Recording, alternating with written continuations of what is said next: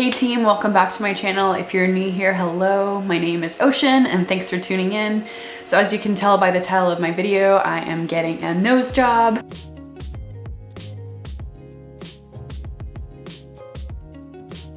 More specifically, I'm actually getting a septorhinoplasty, which is a surgical procedure to improve the appearance of my nose, but also to improve my breathing. Since I've been preparing for the surgery for a long time, I've been watching a lot of vlogs and people who've had this procedure done, and I thought it was really interesting and wanted to kind of document my process from start to finish and share, what I've been going through and how I arrived here at this today. So there's a two-part reason of why I'm getting this procedure. The first one is obviously cosmetic. I'd say I'm a pretty confident person, but my nose shape and size has just been something I've always been secure about, and it's kind of one of those sucky things that it's not like you can cover it up with some clothes. It's like right in the middle of my face, especially conscious of my side profile. And it's funny, whenever I take like kissing pictures with my husband, I always make an effort to put my nose behind his. It's just something I'm always aware of, and it'd be nice to just not be aware of it. So the second reason I'm gonna be getting the septorhinoplasty nose job is because of my breathing and nasal drippage. Because of the deviated septum, my nose is just always running. I'm always like boogering and always have to blow my nose or just like wipe it. I'm excited to just like not be dealing with it anymore and not feeling I always have to blow my nose or just feel like I'm sitting there and it just starts dripping. You can kind of hear it. I've always had a big nose and always been really self-conscious about it. I'd say most people have something they're self-conscious about, and for me it just happens to be my nose. Growing up, I wouldn't say I necessarily got bullied because of my nose, but kids can kind of be assholes. Kind of one of those things that's always bothered me, but one day I just woke up and sort of had an epiphany that, whoa, I can get a nose job and I feel like I'm in a really good place in my life. I don't feel like it's a rash decision. I feel like it's something that I've always wanted. I'm calculated about my decisions, and I'm a pretty confident person, so I don't feel like I'm doing this because of social media or anything of that sort. I also feel like having this procedure isn't gonna define my happiness. I'm happy with who I am and how my body looks. I just want my nose to look different. I don't really feel like I need to explain that I'm doing it for anyone. Getting plastic surgery is one of those things where I feel like I can't do this on my own. I can't fix my nose shape on my own. As you guys already know, I'm really into health and fitness and building my body, and unfortunately when it comes to the shape of my nose, no matter how many pull-ups or how many curls or how many push-ups I do, I can't change the shape of it. Reaching out and getting some professional help to correct something that's, an insecurity and a breathing thing that'll improve my quality of life is something that's really important to me. So when I finally decided, that this is something I wanted to do, I kind of just did a quick Google search of surgeons. I live in Eugene, Oregon, and I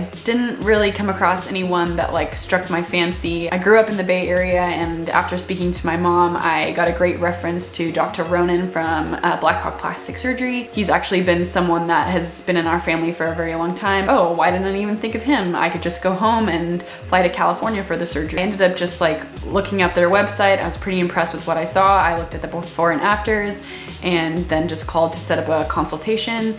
The first consultation that I set up was free. I think most places, at least from what I understand, will do a free consultation. You can just meet with a doctor. You have no obligation to sign up for anything. You can just meet with them and discuss, things that you want. So I flew down and went to my appointment where I met with my coordinator. We sat down and just kind of talked about what I wanted, the procedure, the cost, and sort of what to expect. And then I met with the surgeon. He came in and, asked me what I didn't like about my nose. We talked about the different things that I didn't like. Getting up real close and personal with you guys. As you can kind of tell, my nose is, it's a big part of everyone's face. You can kind of see like there's a big bump right here, and I really am not a big fan of my side profile. It's big. And then this is my other side.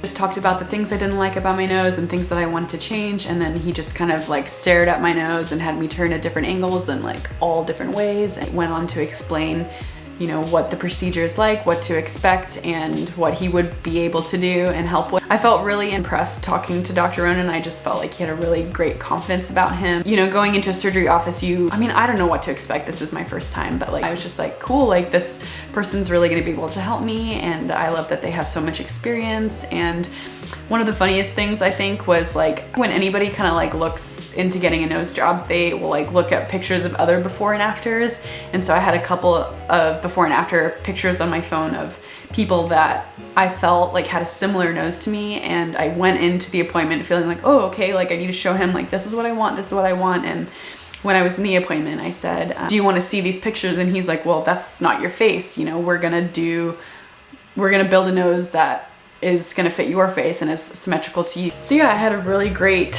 initial meeting and consult with my coordinator and Dr. Ronan. I went ahead and actually decided to book my surgery then and there. I had the consultation in March and then decided to book it in June, so like 3 months before. And since I'm out of state, what we kind of figured out was that I could fly down the day before the surgery, do the pre-op, and then have the surgery on the following day, stay for a week, and then do the post-op, and then I'll come back, you know, within I think 4 to 5 weeks after the surgery to do another post-op checkup. I had my pre-op where I met with the nurse, kind of went over my health history, did a blood pressure, did my height and weight, took photos. We did front, you know, side, 45-degree angles, and just to kind of document the before and after process. She talked about before and after care and medication that I need to be taking and what to wear. Surgery is tomorrow morning at 6 a.m. I need to be there at 5:30 a.m. I need to show up in a zip up and then like loose clothing. Don't have anything to eat prior, 8 hours prior to surgery. So, what time is it now? It's 10 p.m. right now. I should drink some water. Other things I have to do is just like take out the piercings that I have and antiseptic cleansers. So tonight when I take a shower, I just need to like wash my body with it. And then in the morning, I'm gonna wake up and like wash my face so that I'm nice and clean. Another pre-op thing that I've been doing is just taking arnica, 1 to 2 tablets every like 4 hours. They don't taste bad, and it's supposed to help with like bruising, swelling, and stiffness and pain. That's the pre-care, and then obviously just like not taking any drugs or alcohol or anything. I'm a little bit nervous because this is my first surgery. I've never been under anesthesia before, so I guess that is making me a little bit anxious. I think I'm as prepared as I could be. I mean, I'm freaking YouTubing it, so I'm definitely given it a lot of thought and, you know, planning. Since Black Hawk plastic surgery is actually like so close to my house, it'll be nice that, you know, I can sleep in till like 4:45, just kind of wake up and then drive down there. My mom's gonna take me down to the office and it's all in-house, so I'll just show up, probably be an hour and a half procedure, and then be all beat up after that. My mom will just bring me home and I'll just gonna sleep all day. I was told to expect like quite a bit of swelling and bruising. I would say this surgery, from at least from what I understand, is not like a painful surgery. It's more just like uncomfortable. I've got little ice packs and straws, and yeah, I think one of the main things that the nurse really emphasized was just, you know, making sure that I'm taking it easy. I've been like mentally preparing myself that I wouldn't be able to do that for, you know, at least 2 to 3 weeks after the surgery. I mean, we'll just kind of monitor and see how things go, but you know, taking more rest and like being overcautious is better than like rushing into something and like lifting and potentially messing up this whole thing that I've paid for. I will admit that like kind of going into the last couple weeks, just because it's been so busy for me, I've been questioning like, you know, is this something that I really want to do? And when I was just like sitting there and being in the now, I would just turn and take some side profiles of myself, just, is this what I want? And every time I was like, yep, this is what I want, this is what I want, this is what I want. So there's no doubts about it. It's just, I think when you're kind of embarking on this journey, or at least for me, you know, I'm just, okay, this is my face. I've looked this way for 28 years. You know, I feel like it's gonna be a little bit emotional, like that it's gonna be different. I'm aware that, you know, you kind of go through this like emotional roller coaster, questioning and excited, and then why did I do this? So I'm prepared for that. I mean, as much as you could be prepared for that, I think when you're under emotional stress or just feeling some type of way, that, you know, that kind of just goes out the window. But I'm trying to keep like some perspective going just as far as like my friends and family and husband goes. So everybody is like really supportive of doing whatever makes me happy. Like, you're beautiful, you don't need to change, you know, natural is best. They definitely have encouraged me to be like, no, you're beautiful, you don't need to change anything. And I totally appreciate them being honest with me. Kind of in that day and age, like if you don't like something about yourself, You can change it, whether that be like on your own, like with health and fitness, or,